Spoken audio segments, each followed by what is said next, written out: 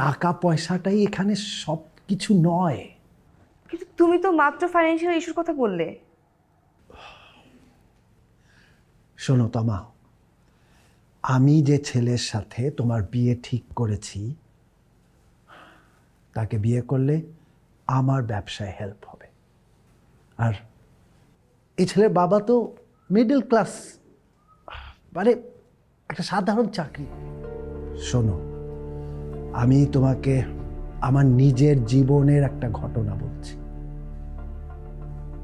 তোমার মার সাথে বিয়ের আগে আমার আরেকটা রিলেশন ছিল।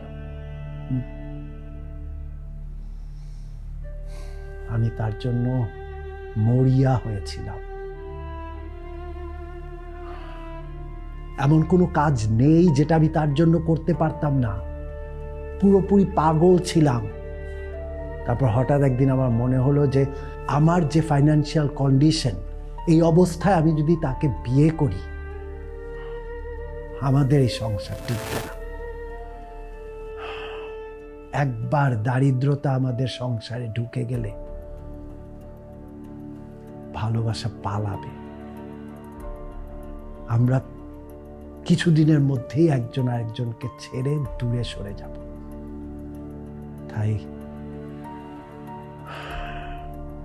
তাই আমি তাকে ছেড়ে দিলাম। Yes. তারপর আমি নিজেকে গোছালাম, সেটেল হলাম। তারপরে পারিবারিকভাবে তোমার মার সাথে আমার বিয়ে হয়। তোর মা কি কম সুন্দরী? কম এডুকেটেড? তোমার মার ফ্যামিলি ব্যাকগ্রাউন্ড কি কম? দেন সব কিছুই তো আগের চেয়ে ভালো হয়েছে, তাই না? বাবা, হাবিব স্টুডেন্ট, কিন্তু সে এই বয়সে ফ্রিল্যান্সিং করে লাখ টাকার উপর আয় করে, তাও প্রতি মাসে। টাকা পয়সাটাই এখানে সব কিছু নয়। কিন্তু তুমি তো মাত্র ফাইন্যান্সিয়াল ইস্যুর কথা বললে।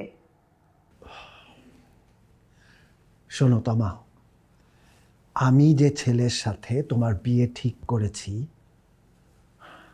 তাকে বিয়ে করলে আমার ব্যবসায় হেল্প হবে। আর এই ছেলের বাবা তো মিডল ক্লাস, মানে একটা সাধারণ চাকরি করত। আমার রেপুটেশন তাতে কমবে, বাড়বে না। আমি কিন্তু চাইলেই বাঁকা পথে হাঁটতে পারতাম, সিন ক্রিয়েট করতে পারতাম। তুমি বাসার থেকে পালিয়েছ 2 দিন। তোমাকে খুঁজে পেতে কিন্তু আমার খুব বেশি কষ্ট করতে হয়নি। তোমার সব গতিবিধি আমার নখদর্পণে। আমি এখানে কোনো কাহিনী করতে যাচ্ছি না। আর ওই ছেলে তো বাইরের, ওকে নিয়ে আমি ভাববো কেন?